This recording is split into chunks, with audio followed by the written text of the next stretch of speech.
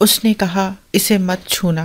تو میں نے پوچھا یہ کیا ہے؟ یہ گوند ہے، اس نے کہا، خاص گوند، سب سے اعلیٰ گوند۔ میں نے پوچھا یہ تم نے کس لیے خریدی ہے؟ کیونکہ مجھے اس کی ضرورت ہے، اس نے جواب دیا۔ مجھے بہت ساری چیزیں اس گوند سے چپکانی ہیں، یہاں کسی چیز کو جوڑنے کی ضرورت نہیں ہے۔ میں چلایا، مجھے سمجھ نہیں آتا تم یہ کچرا کیوں خریدتی ہو، جس وجہ سے میں نے تم سے شادی کی تھی۔ وہ جواباً چلائی۔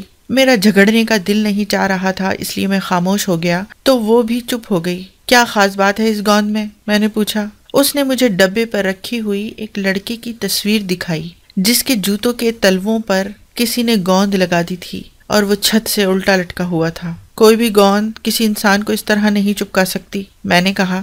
تصویر الٹی لی گئی ہے، اصل میں یہ لڑکا فرش پر کھڑا ہے، بس کچھ سامان اس طرح رکھ دیا گیا ہے کہ چھت کا گمان ہوتا ہے۔ کھڑکی دیکھ کر کوئی بھی آسانی سے بتا سکتا ہے کہ یہ جو بلائنڈز ہیں ان کے قبضے الٹے لگے ہوئے ہیں۔ دیکھو، میں نے تصویر کے اندر کھڑکی کی طرف اشارہ کیا، لیکن اس نے نہیں دیکھا۔ 8 بج چکے ہیں، میں نے کہا، مجھے جانا ہوگا۔ میں نے اپنا بریف کیس اٹھایا، اس کے گالوں پر پیار کیا۔ مجھے واپس آنے میں دیر ہو جائے گی۔ مجھے پتا ہے، وہ چلائی، تم بہت مصروف ہو۔ میں نے منڈی کو آفس سے فون کیا، میں آج نہیں آ سکتا۔ میں نے اسے کہا، مجھے گھر جلدی پہنچنا ہے۔ کیوں، کوئی خاص بات ہے؟ نہیں، میرا مطلب ہے ہاں، میرا خیال ہے اسے شک ہو گیا ہے۔ دوسری طرف طویل خاموشی رہی، میں صرف منڈی کی سانسوں کی آواز سن سکتا تھا۔ مجھے سمجھ نہیں آتا تم اس کے ساتھ رہتے کیوں ہو؟ آخرکار اس نے سرگوشی کی، تم دونوں ساتھ میں کچھ نہیں کرتے، تم لوگ تو اب آپس میں لڑائی کرنے کی زحمت بھی نہیں کرتے۔ میں سمجھ نہیں سکتی کہ تم ساتھ کیوں رہتے ہو۔ مجھے سمجھ نہیں آتا کہ کس چیز نے تم دونوں کو جوڑ رکھا ہے۔ مجھے بالکل سمجھ نہیں آتی یہ بات، اس نے دوبارہ کہا۔ مجھے بالکل نہیں سمجھ آتا کہ اور پھر اس نے رونا شروع کر دیا۔ رو مت منڈی، میں نے اسے کہا۔ سنو، میں نے جھوٹ بولا، کوئی آیا ہے، مجھے جانا ہوگا۔ وعدہ میں کل ضرور آؤں گا، تب بات کریں گے۔ میں گھر جلدی پہنچ گیا اور اندر داخل ہو کر آواز لگائی، ہیلو، لیکن کوئی جواب نہیں ملا۔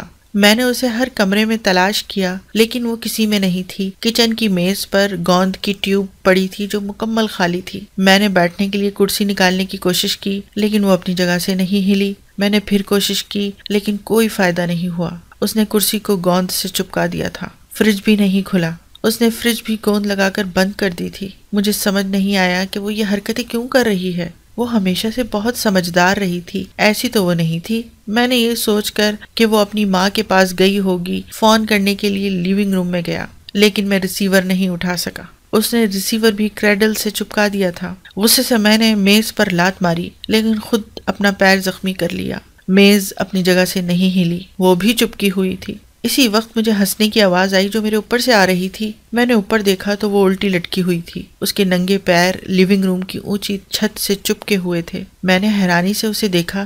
یہ کیا بکواس ہے؟ کیا تمہارا دماغ خراب ہو گیا ہے؟ اس نے جواب نہیں دیا، بس مسکرا دی۔ اس کی مسکراہٹ بالکل پہلے جیسی برجستہ تھی۔ وہ اس طرح لٹکی ہوئی تھی جیسے اس کے ہونٹ کشش ثقل کے تابع ہوں۔ پریشان نہ ہو، میں نے کہا، میں تمہیں نیچے اتارتا ہوں۔ میں نے کچھ کتابیں اور چند انسائکلوپیڈیا کے نسخے شیلف سے نکال کر اوپر تلے رکھے اور ان کے اوپر چڑھ گیا۔ تھوڑی تکلیف ہو سکتی ہے، میں نے اپنا توازن برقرار رکھنے کی کوشش کرتے ہوئے کہا۔ وہ مسکراتی رہی۔ میں نے پورا زور لگا کر اسے کھینچنے کی کوشش کی، لیکن وہ ٹس سے مس نہ ہوئی۔ میں احتیاط سے نیچے اتر آیا۔ پریشان نہ ہو، میں نے اسے کہا، میں پڑوسیوں کے گھر جا کر مدد کے لیے فون کرتا ہوں۔ ٹھیک ہے، اس نے ہنستے ہوئے کہا، میں کہیں نہیں جا رہی۔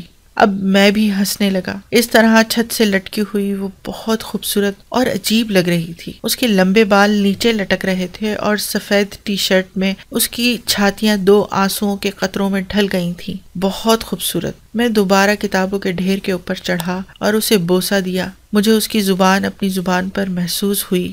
کتابیں میرے پیروں سے پھسل گئیں اور میں ہوا میں معلق رہ گیا، بغیر کسی چیز کے سہارے، صرف اس کے ہونٹوں سے لٹکتا ہوا۔